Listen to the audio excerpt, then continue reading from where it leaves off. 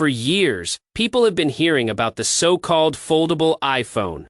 Now the rumors are once again gaining momentum, and many leaks claim that Apple is finally preparing a device often referred to as the iPhone Fold.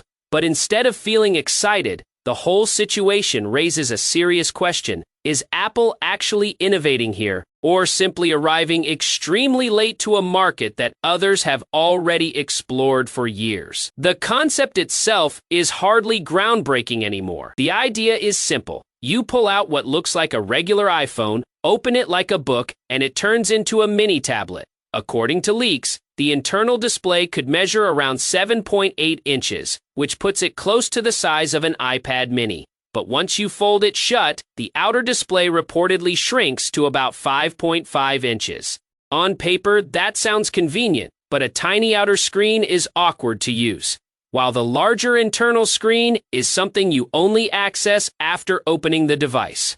Foldable phones have existed for nearly a decade, and many of them still suffer from fragile hinges, visible display creases, and questionable durability.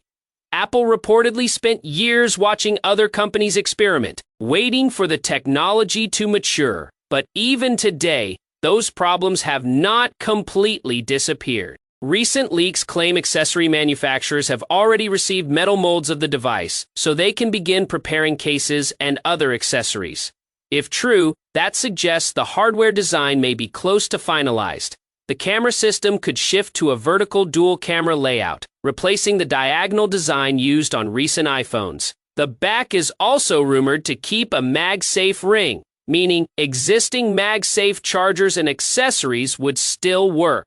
Another rumored change involves Apple's authentication system. Because the folding structure might not have enough internal space for the full Face ID hardware, Apple could bring back Touch ID by placing a fingerprint sensor inside the power button. For a company that proudly pushed Face ID for years, that move could feel like a step backward rather than progress. There are also claims about a new liquid metal hinge designed to reduce the visible crease on the display. The phone might be around 4.5 mm thick when unfolded and roughly 9 to 9.5 mm when folded, which sounds impressive on paper, but doesn't guarantee long-term durability.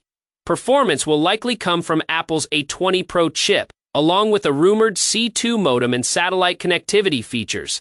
But strong hardware alone cannot fix a design that still feels experimental. And then there's the price.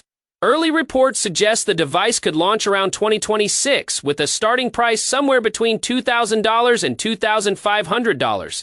That would instantly make it one of the most expensive smartphones Apple has ever sold. An enormous amount of money for a product category that still feels uncertain.